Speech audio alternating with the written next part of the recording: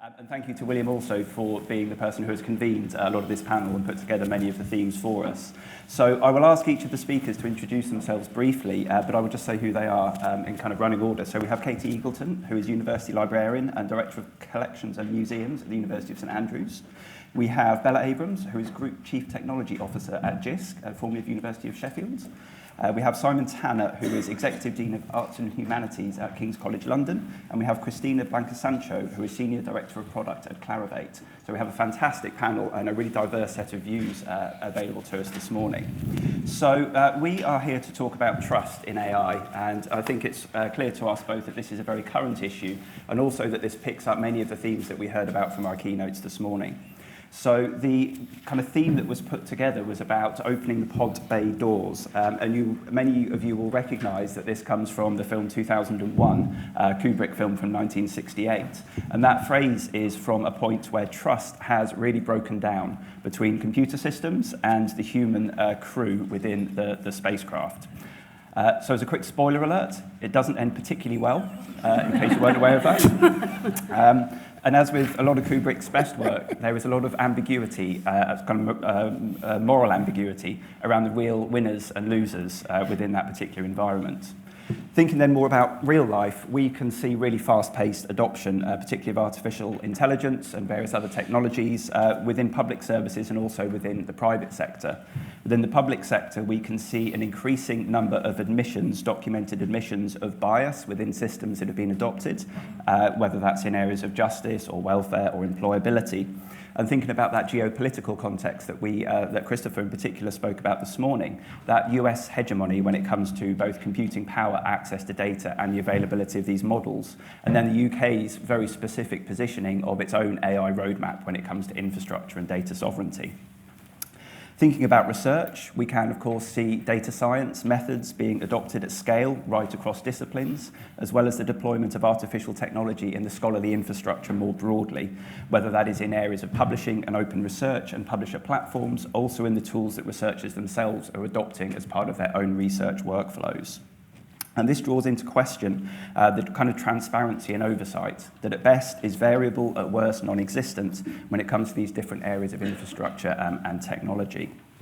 Within libraries then, we see opportunities for augmentation of workflows, for digitisation of collections, enhancing discovery, enhancing user experience, and of course that role that was really emphasised for us this morning around skills and guidance to researchers and students, and that belonging, I would say, and empowerment within a digital environment as well as a physical one.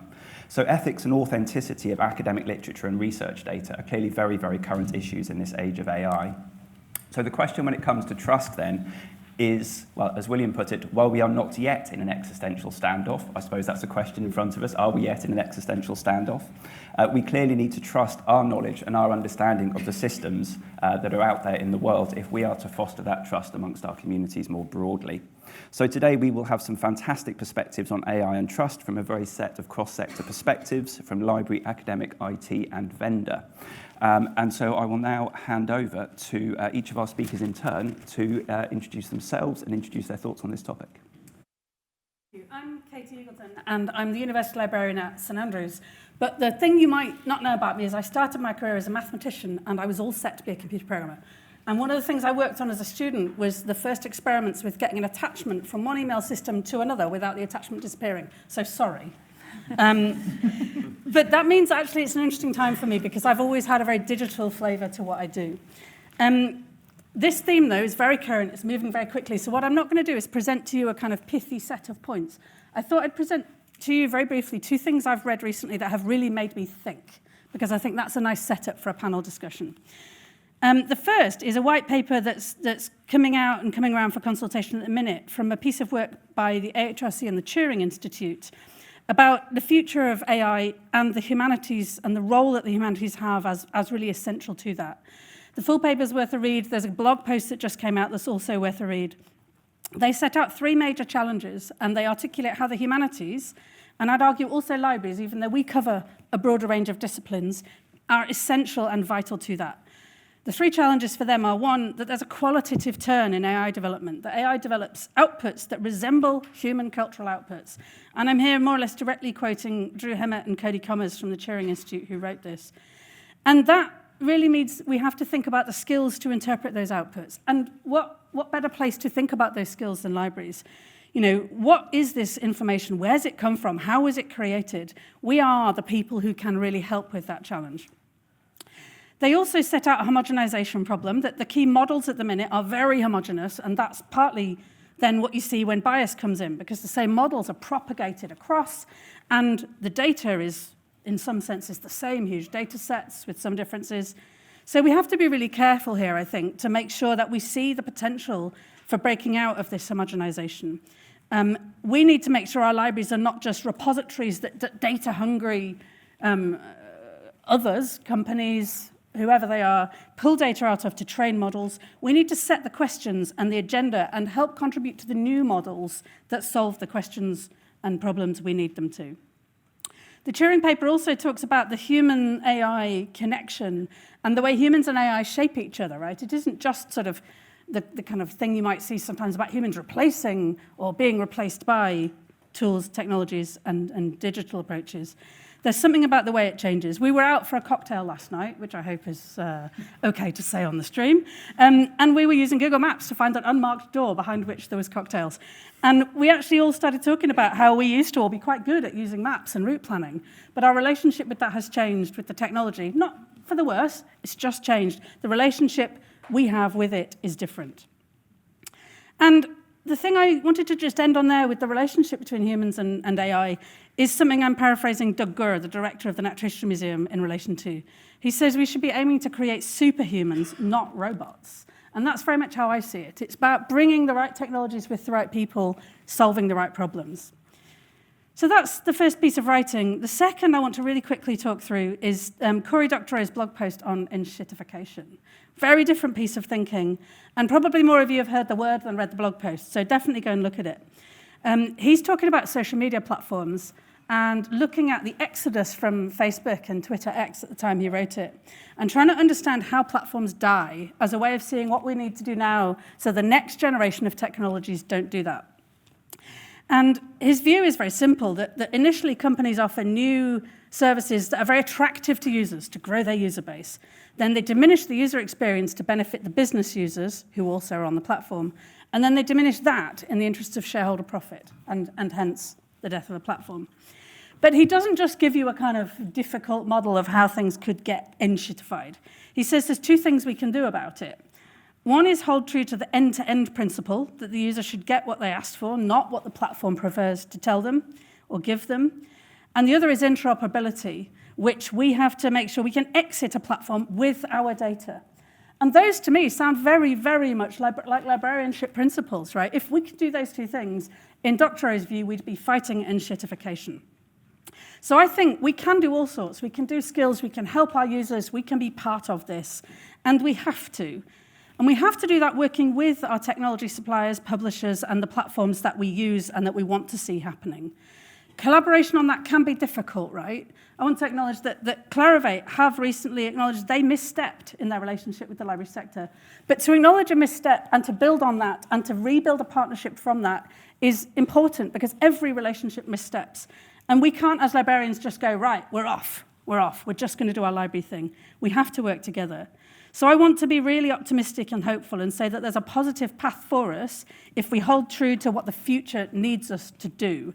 And that includes working together for the new technologies that will be better than the current crop and that avoid enshittification. Super.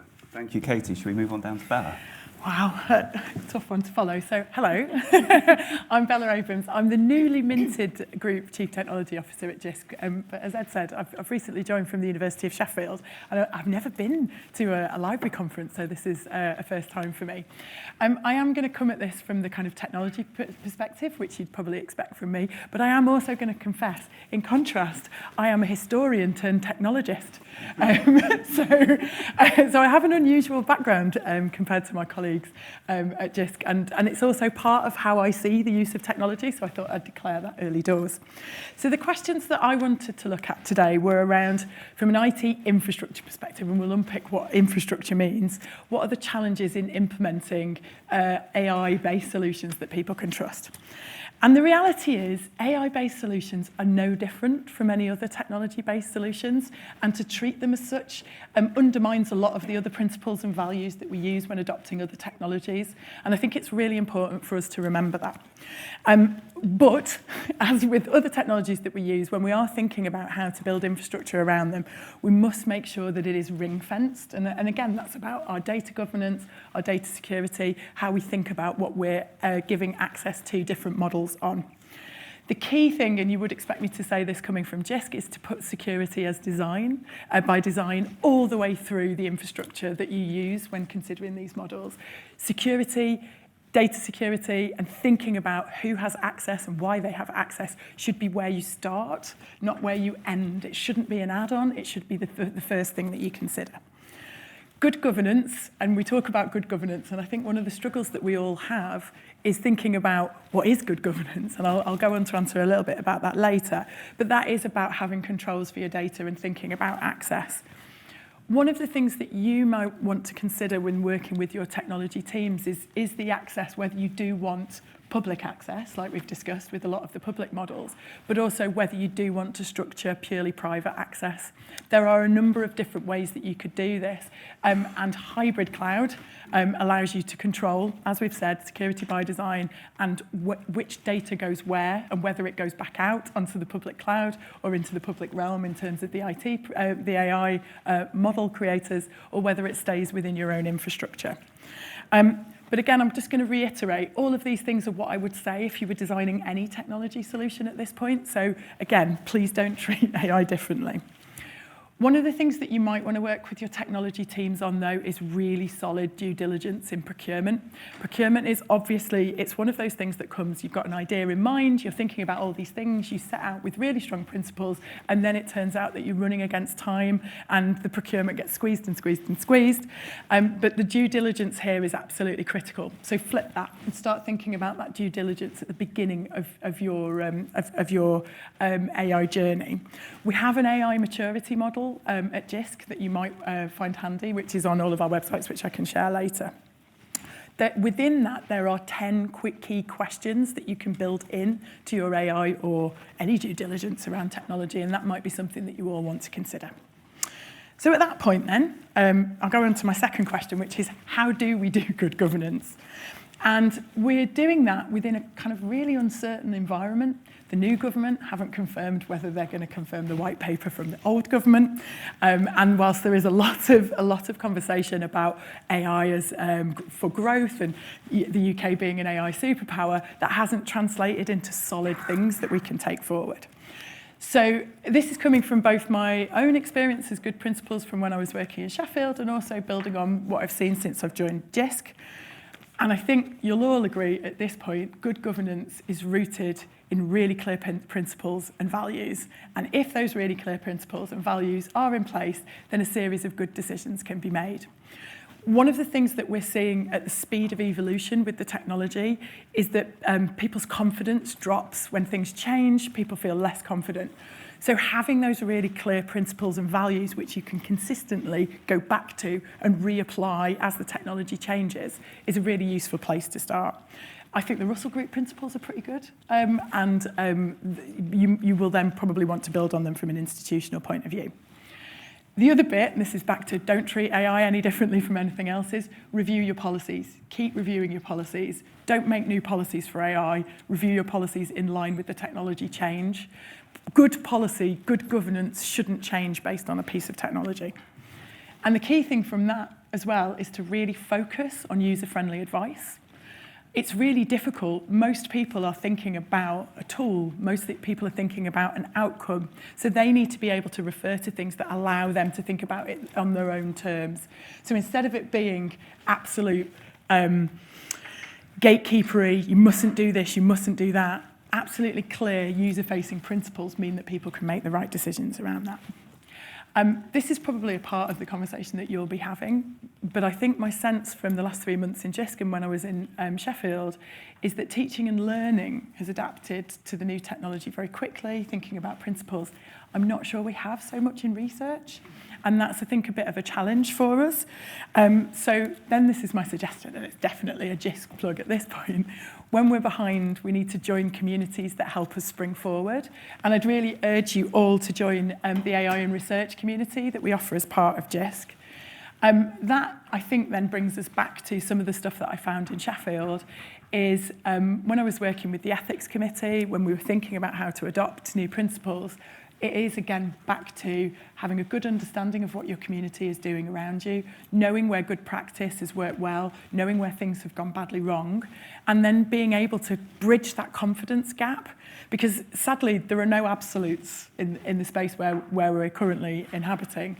So using community insight and best practice is a really good way to think about how to do governance on an institutional level. That's it from me. Thank you. Super. Thank you, Bella. Simon, please. Thank you, brilliant. So I'm going to present the sort of research perspective. So to give you a bit of background, I'm the Executive Dean for Arts and Humanities, so I look after all of the faculty there. But my home is digital humanities, and my area is as Professor of Digital Cultural Heritage, and my degree is in librarianship. So I'm sort of poacher turned gamekeeper in some respects. So I should always start with a statement about what I think researchers want, because it's important to have that foregrounded. At its simplest, this is to create new knowledge and to have that preserved for the record and made available for a global audience. So we use libraries as sources of information and expect an everything, everywhere, all at once experience, whilst relying on the validation and authenticity of research data and information sources that a high-quality research library conveys. So what's the role of libraries? I think there's a very important role of libraries in a world of AI, and I think that you're well equipped to advise us on valid sources of information and fact-checking, to serve as hubs for AI literacy, to store and preserve the research record with transparency and authenticity, to lead on information security. I thought that was a really important point that Christopher said. King's has attained ISO 27001 accreditation for its secure infrastructure and offers a trusted research environment, TRE, to enable advanced digital methods for sensitive data. That sort of infrastructure is really important to have, and the library's role in making that sort of infrastructure a reality is the sort of thing that you're going to need to build the sort of trusted research environment for AI in your institutions. There should be a slide, by the way, if someone can put the slide up. And to contribute to the university data lake of content for reuse and ensure the metadata is there that will make that analysis feasible. So I'll break for a moment. The slide here is just, this is our policy structure at King's. You can copy it, whatever. It shows, using generative artificial intelligence in research, what are the things we want people to be thinking about. These all link out to massive sets of resources behind the scenes. And then also a very simple guide for generative AI for students, staff, and teaching, training, awareness, guidance. It's simple stuff. But I'll leave that there while I talk. So I'll go back to that point about contributing to the university data lake and why I think that matters. Because my call to action is, what are you doing to make the most of the legacy data that you have collected over decades and will hopefully do for decades more for transformation and innovation in research? And what step changes can AI possibly offer you as information managers in collaboration with your research community? I was asked, is skepticism in AI warranted? And of course, yes, somewhat. There's been uncritical uptake without people fully understanding the limitations of the technology, so the extent of hallucinations, the fabrication of citations, all that sort of thing.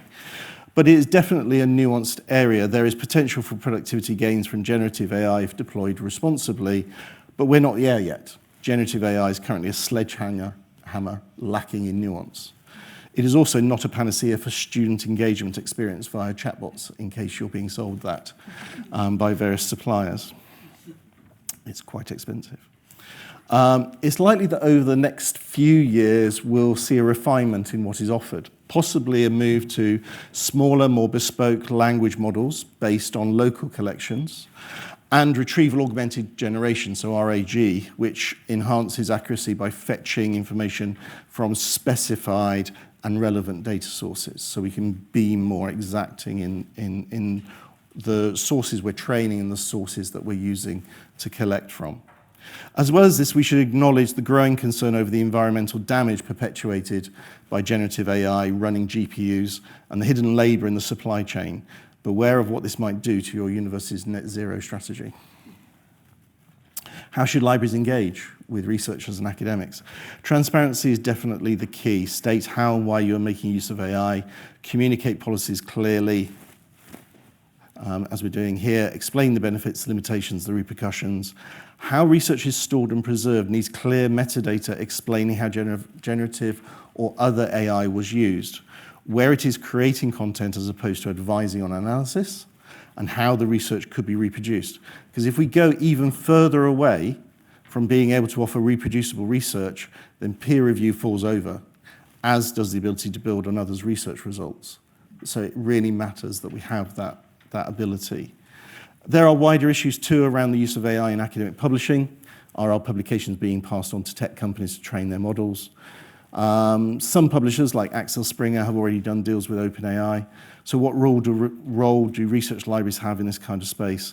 And can they push back on behalf of the academic community, for example? So my final word on this is finding your senior academic champions is important to raise the profile and awareness of the library's role in a university's AI world. So find them, hug them close, and advocate in partnership with them. Thank you, Simon. And Christina. Yeah, I'm Cristina Blanca Sancho. I'm Senior Director of Product Management at Clarivate, and I'm part of the Department of Artificial Intelligence in Academia, which was recently formed. And I have two main topics that I wanted to talk to you about today. One is the role of the libraries. And I would be very much behind what Bella was saying before. This is another technology, like the other technologies that libraries have supported over years. Remember the days where people didn't have internet at home and they had to go to the library to get internet and to be connected and send emails.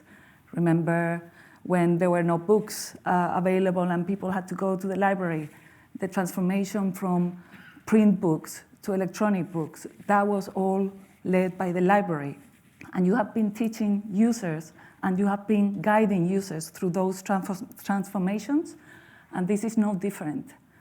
You cannot stay away from this, and you cannot just say, we don't want to use AI at my library, because people are using it. Your students are using it. Your faculty members are using it, and you need to be part of that. And you, not only part of that, you need to lead it. And it's important to do that with those guidelines that you have at King's College, same thing. They don't have to be new, like Bella was saying, the same guidelines you had before, but you do need to embrace this. You need to do it now before your users get ahead of you.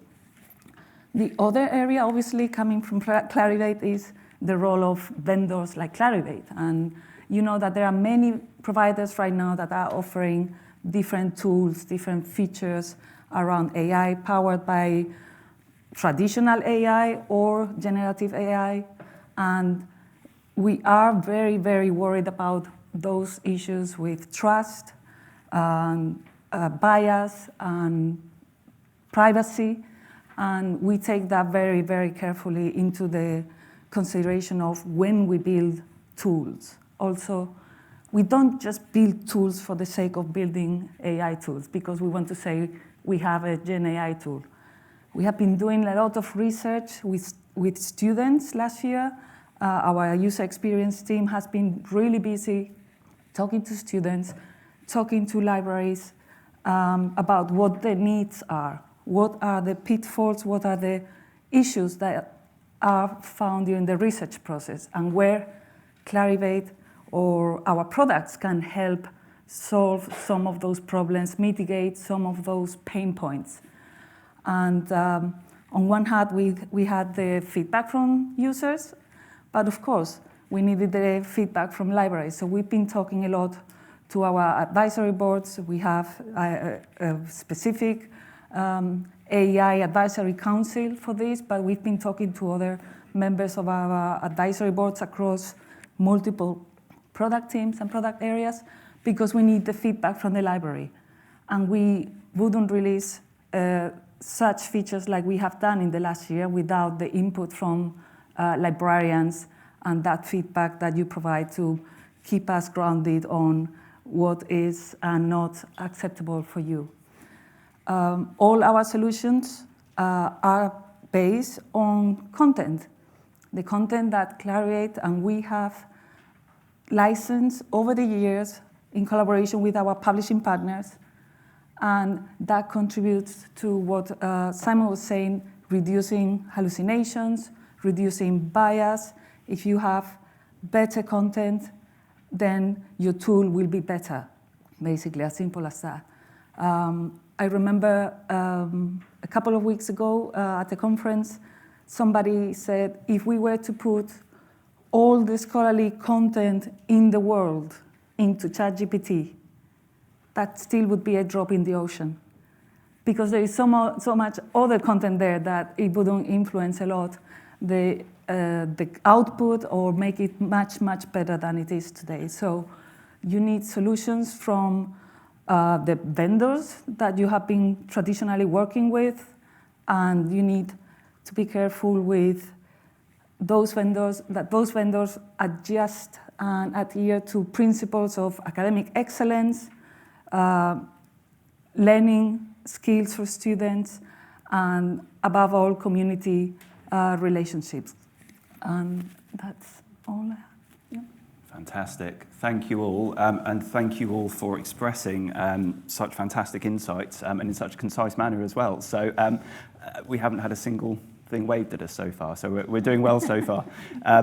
So I'm really struck by the extent to which you've all touched on similar themes, and you will all have many questions out there in the room, I'm sure, which we will come to very shortly. Just to get us going, I'm interested in how you all spoke about the human dimensions of technology rather than the technology itself, and the fact that this is embedded within our cultures already when it comes to our policy, our governance, and so forth. And this idea of kind of values and power, I think, is quite interesting. And I'd like to kind of explore that angle a little bit and think about the ways in which we can build forms of partnership amongst the diverse communities that we have represented here on the panel, trying to recognize that, like it or not, these technologies represent our culture as it exists in the world at the moment, bias and everything. So actually, it's in that sense, it's something of a mirror reflected back to us. In what ways can we build collaborations that really face into that, find a values-based approach for us to further the goals of research and education across our different perspectives? And that's really for all of us. Wow.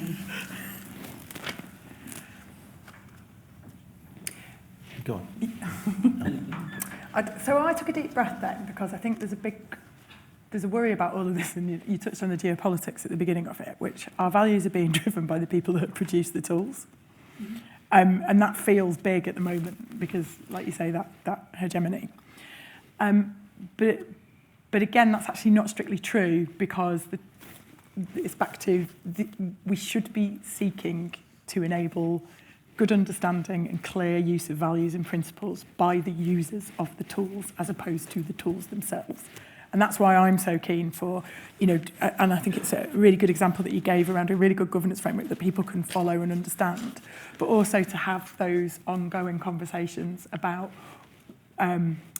why and how values should reflect that. And the reason that I took a big deep breath on it is that in my space, in the technology space, it's the kind of traditional stereotype of us is like, oh, a new thing, let's do another new thing and use this technology to do that. And I think that stereotype is true often.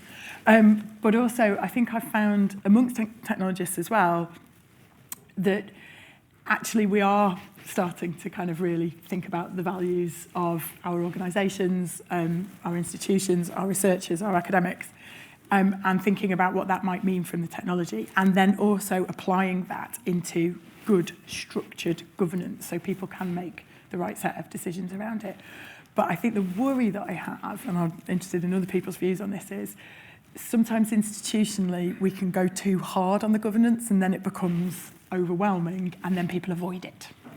And I think that that's a big risk that we have, which is not necessarily that people aren't applying their own values and principles to the use of technology, because I think we can probably do some of that on trust, but where we don't necessarily trust them, and that's why I mentioned the procurement space, where we go too hard, it then people become avoidant, and that brings risk itself. I was going to say something quite pessimistic, actually. So I think over the last 30 years, working with libraries, I've seen dozens and dozens of cases of some senior management person who isn't a librarian saying, how can digital do away with this building, these rows of books, these hundreds of people? And in response to that, libraries have, to a certain extent, tended to become very people-centric and student-centric and be really good study spaces and places for them to be. And the research part of the library has become more and more digital and more distant from the actual academics who are engaging with the product that the library provides. And this is a general comment. This is not a comment specifically about my own institution.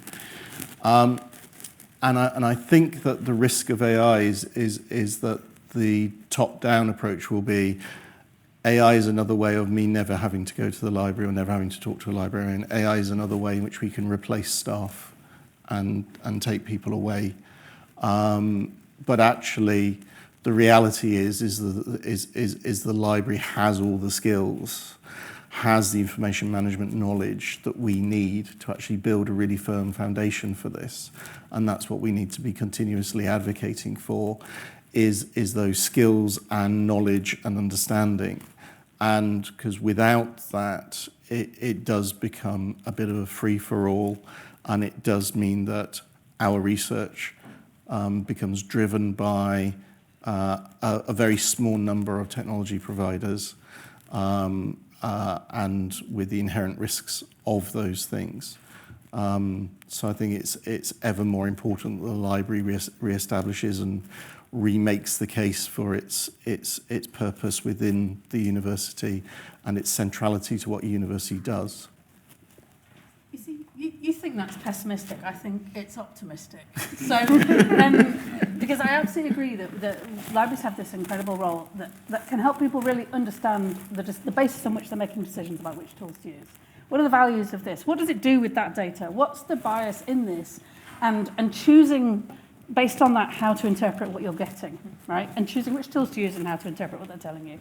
Absolutely. My worry is a bit aligned with yours, Simon, that if we don't also get on the front foot about saying, what do we need the tools to do for us? And what's the right way to bring values into that? Sort of reasserting the proactive part of this that you're saying about libraries as spaces that can see the picture across the university of what researchers need, what students are asking, where the gaps and the interesting opportunities are, and to sort of think about how to move towards that. I think we miss a trick if we don't do that. And Simon, as you're saying, we end up always on the back foot, helping people use imperfect tools.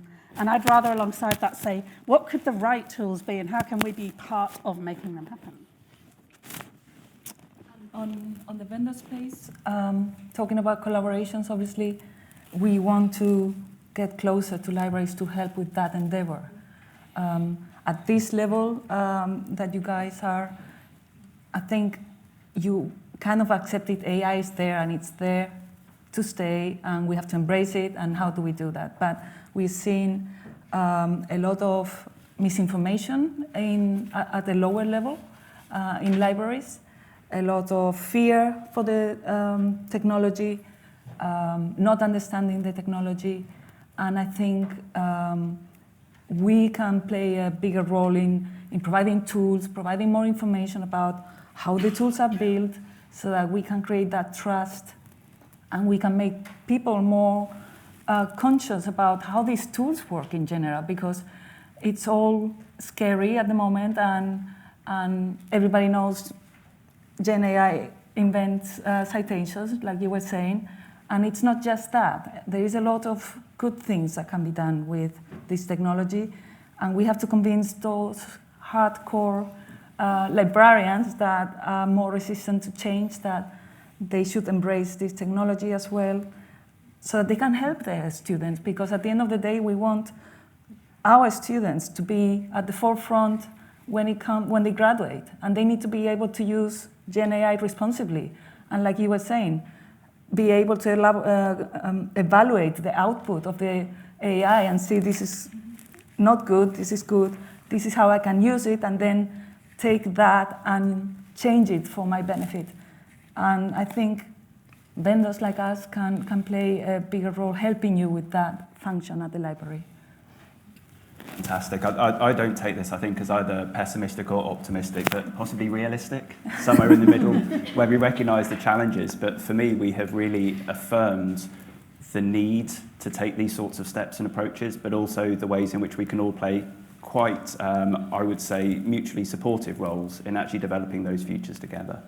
So I'd like to open it for any other questions. James, you are definitely quickest and within my eyesight. We've got Neil, we've got Jeremy, we've got Kate, and I'm sure some others around the room as well. And I think microphones are coming.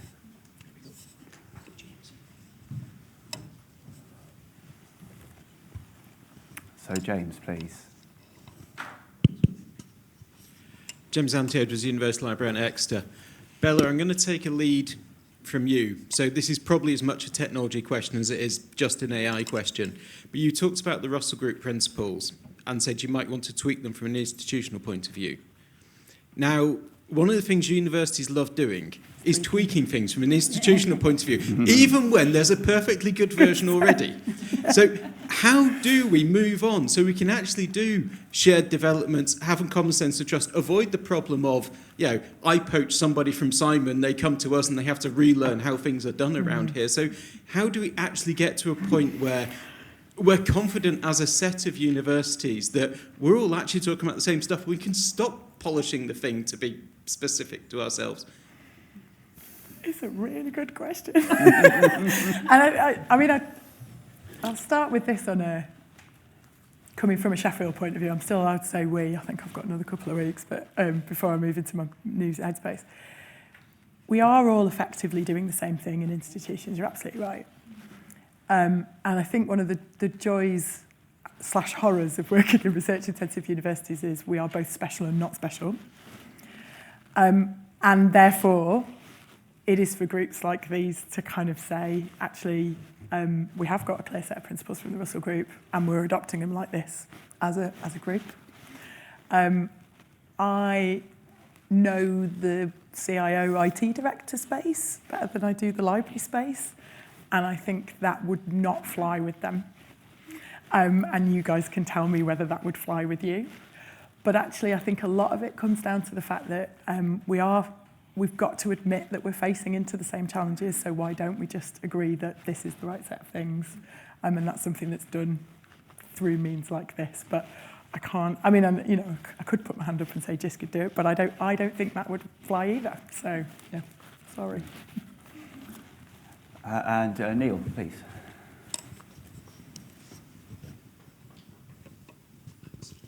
Hi there, Neil Stewart from the Institute of Historical Research in London. Just picking up on something that Simon said, you mentioned generative AI and research reproducibility.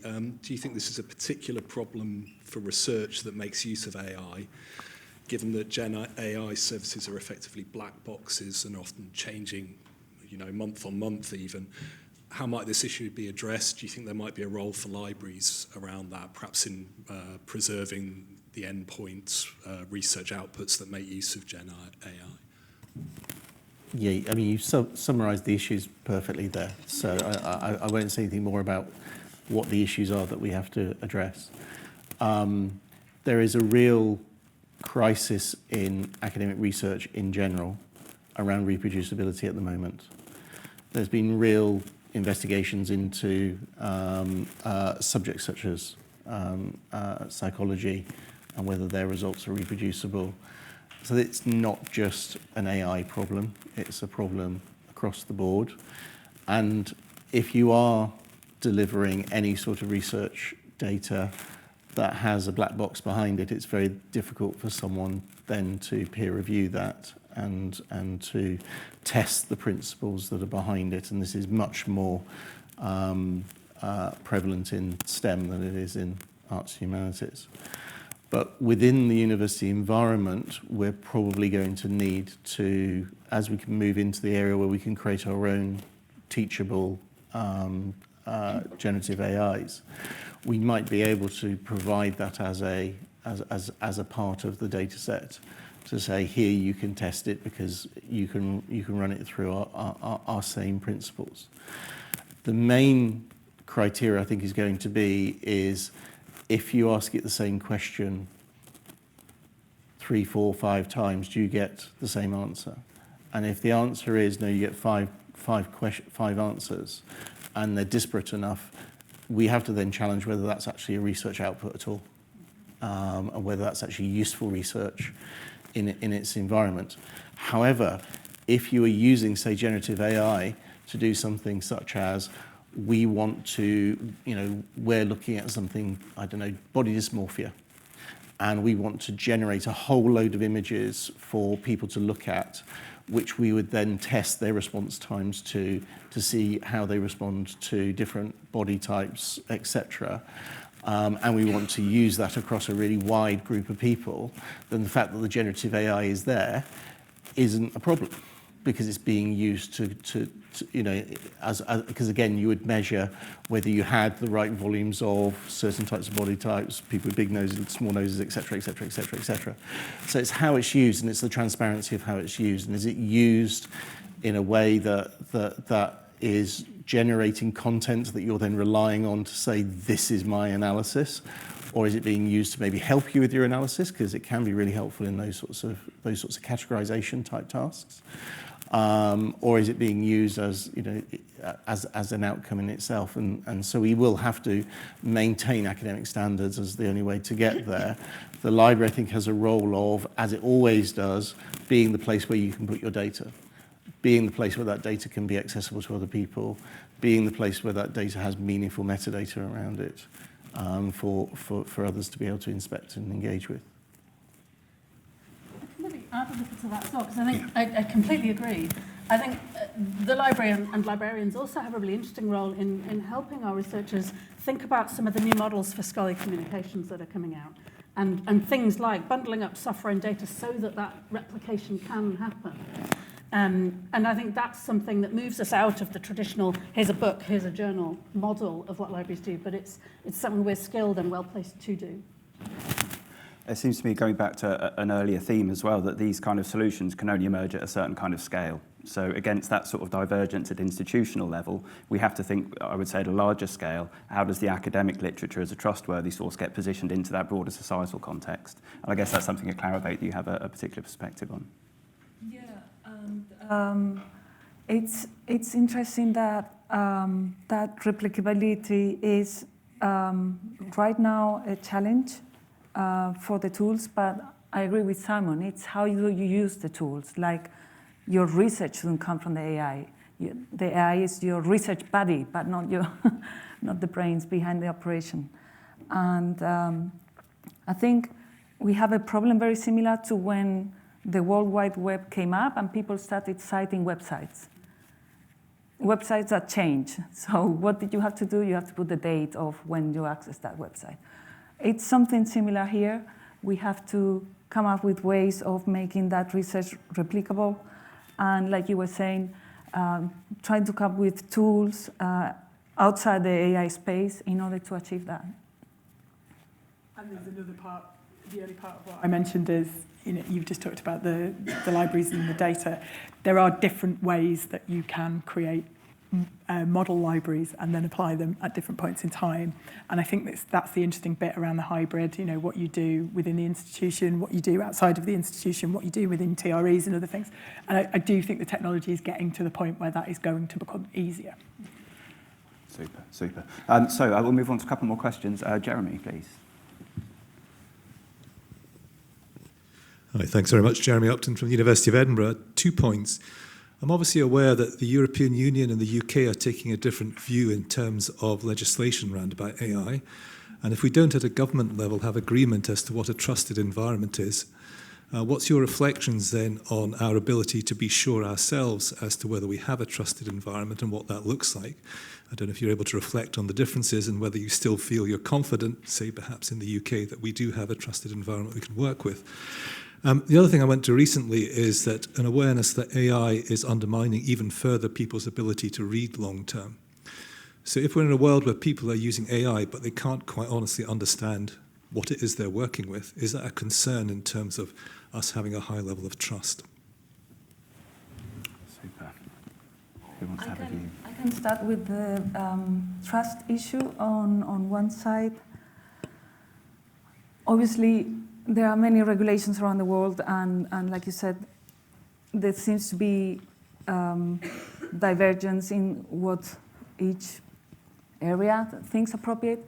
I think the EU was a pioneer in coming up with the first act to regulate AI, obviously because they were the first. It was quite high level. The devil is in the details. And I think the UK has taken more time to think through it and maybe has been more specific about it. But when you talk about trusted environments, I think there's not one trusted environment, and I think both can be valid. The other area is, again, going back to how you use AI. We have tools that help users read and understand what they are reading.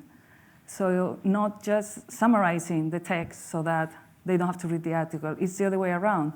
Try to develop their critical thinking and helping them go through a text that at first might be complicated for them. So again, it depends on which tools you're looking at, which use you give AI, and treating it more like I was saying before, your study buddy, your research buddy. I'll maybe pick up on that point about AI and about reading, because I absolutely share your concern about the potential future where I type bullet points and some tool turns that into a nice email that goes to Bella, who then goes another tool that turns it back into bullet points. And in between is some nice text that nobody ever reads. But that's a sort of slightly jokey example. But I think there's something interesting for me about the history of reading and the history of writing and the way they've shifted together over time. And both of those have shifted with the form and formats of the stuff that is read. And so absolutely we should protect and celebrate reading as a skill and help people do that and critically engage with the written word. But we shouldn't be so stuck on the model of reading and publishing and writing that we have now. I think there's real risk in that, because actually these have always shifted. And we have brilliant researchers in the arts and humanities who will talk about that far more eloquently than I will. But I think the book has been around for thousands of years. It's been a codex for less than that. It's become a digital thing much more recently. It will shift. And the job of a librarian is to see the shifts and help people navigate them.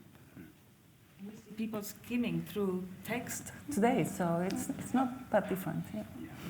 That's certainly a theme that's run through this morning, isn't it? The idea that it's change in how we navigate it, and trust is then an emergent property rather than a goal as such. Simon? So I mean, on the government policy side, I have a colleague, Professor Kate Devlin, who's our Director of Digital Futures Institute, and I would recommend reading her and following her and be in contact with her if you want to talk about this, because that's exactly what I do. I would, because we're unusual at King's in that there's a 10 million programme looking at AI and ethics. We're the only institution where that's led from an arts humanities perspective rather than being led from some other perspective. And so we maybe have a slightly different perspective on this. And I think that we're going to need to lean into the 8 critical industrial missions of the UK government in relationship to how this develops and how this engages with those things. On the second point about reading, I would just sort of say there'll be a lot of jobs for our students, you know. And I'll remind us of, you know, Douglas Adams, you know, anything invented after the age of 35 is going to destroy the world. Anything invented before the age of 25 is possibly a job for you in the future. And I think that we're seeing that there will be a lot of interpretation jobs, you know, because understanding the culture of the thing is going to be very important to enabling you to get anything useful out of it. And so it won't necessarily be a particular type of reading skill, but it will be lots and lots of jobs for our students in that area of how do you understand the culture of the data set that you're teaching the AI to do things with. Having understood the culture of how you taught it, can you actually ask better questions out the other end? Because anyone who's actually played with any of these tools knows that my sledgehammer comment is correct. You know, what time is my class? I can answer the question, you know. How many assignments have I got and which should I do in what order? No idea, you know. So we can assume that these sorts of questions are going to be the sorts of questions we'd like to ask in the future. And there's going to be a whole load of people who actually be out there helping us to ask those questions and helping to train the models to be able to answer those questions. And this is where there's going to be a large number of jobs out there, and is the sort of thing that I'm leaning into in my faculty as a way of keeping arts humanities live as a subject area as well. I'm sensing a creeping optimism emerging here, perhaps, from the panel. I will come to you for some final thoughts in a minute, but one more question before we do, and I think it was Kate, please. Oh, sorry, Wendy. Hi, thanks. Kate Price from Imperial College London. Stuart slightly preempted my question, but I was thinking about data silos, data gaps, and data as nutrition for the omnivorous beast that is Gen AI. So is this our moment to actually get research data management right? How long have we been trying? Can we now get the resource that we need as professionals? We know how to do it. We've known for decades how to do RDM really well. Is it our time to shine on RDM? Shall I start? We've got 8 minutes, so we'll keep it really quick. I think it's a really good challenge, and I think it links back to what Chris Smith was saying as well, around, you know, as open as possible, as closed as necessary, right? If we get RDM right, we can do both. We can feed data to anybody who wants to use it. That's part of the public good, but we can also protect what we need to protect for whatever reason we need to. Whether that means our universities will invest, I guess, is up to us as a sector to make the case. I'd like to think they will. It's certainly shifting the conversation where I am, not yet to the point of anybody giving me any money, but I think it is interesting to keep pushing at this, and you're absolutely right that we have some of the underpin that this is going to really need, if it's going to be not just unbelievably wobbly in the future. So I can talk from some recent experience on this. So I'm part of a collaboration around the research area of slavery and war. So existences of slavery and war. And there's all sorts of elements there. You might throw AI at sort of real-time satellite imagery and say, these are the sorts of things you would see if someone was engaging in forced labour or other types of slavery. So show us that on the battlefield in real time. You know, those sorts of things are possible to do. But actually, one of the big tasks is looking back through all of the data sets that are already being created over a number of years. This is one of the reasons why I'm really interested in it. And to see whether we can actually make them talk to each other in sensible ways. And the funny thing is that to a certain extent, AI may actually prevent us from doing some of the harmonization work and research data management work because it may just not be needed. It may just be we just program the AI to do the job for us and we leave everything in its messy state that it's in. So I'm not sure it is necessarily the moment when research data management is suddenly going to be, oh, we've all got all the right metadata and we've all got the right investment into those things because again, AI may be the cheat tool.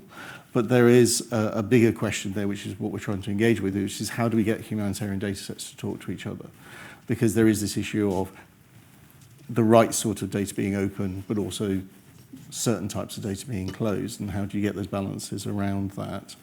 But I think that there is more opportunity to get those sorts of things to talk to each other, so that if you're in that sort of environment, you can get the colleagues who are looking at famine and war, their data to talk to the colleagues who are looking at health and war, who can talk to us about slavery and war. And so obviously that's one of the things we want to do, over the next 5 years, is see whether we can explore that space. Because these are the sorts of problems that we need to be trying to solve in these data spaces.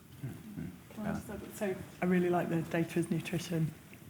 I think this is, if you're thinking about institutional or pan-institutional business cases at the moment, I think we've got a senior leadership that are starting, I'm not saying they're definitely there, to understand that as a genuine thing that they might want to invest in beyond something like saving money in the student experience space and that I think is this is why this is a really key moment, and whether RDM is the right way to do it, but where it is actually talking about breaking down barriers in terms of how data is used. That's where I think you've made a really good business case, and I don't think it's difficult to expand that out, especially because interdisciplinary collaborations and interinstitutional collaborations rely on those barriers, good governance to be in place, but the barriers, which are often infrastructure-based, to be broken down. So I think it is a key moment, but I'm not necessarily sure it's exactly in the RDM space. And just very quickly, from the technology point of view, like you were saying, things are moving towards smaller models that will be more specialized. And maybe that's a good reason to have ready all these data repositories so that they can be ingested, if we want them to be ingested, into these tools so that we get better output out of them. The importance of this effort also, maybe in the past there wasn't the appetite to do this management because it was very expensive and very costly. But again, we can use this technology to help us with the DM. So if we are smart enough, we might take the benefits that we can get from Gen AI to do that data management and that metadata creation and analysis and metadata curation, so that those content sets are ready for when we are building smaller models and ingesting those. I completely agree, and I think, and to your point, that this is where interoperability comes back, right? It's not always about ingesting into the models, it's about saying, where is the data? How can we use it? And that might mean the way we do data curation has to change. It might mean the way we do description has to change. But it makes it even more important that we know where the gaps are, and that we try and find ways to make them as unproblematic as possible for the researcher we want to do.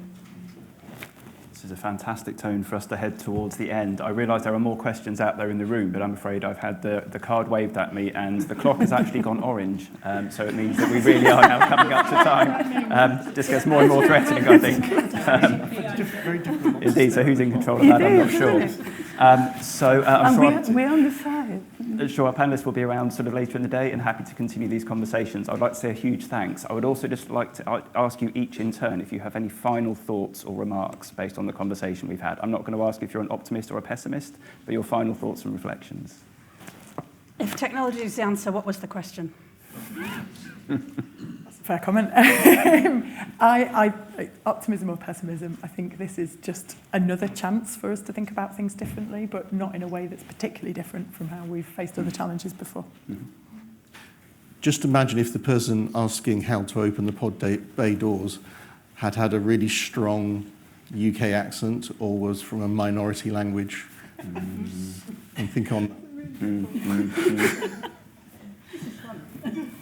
Collaboration, I think, among libraries and vendors, and trying to get this right together because it's new for everybody.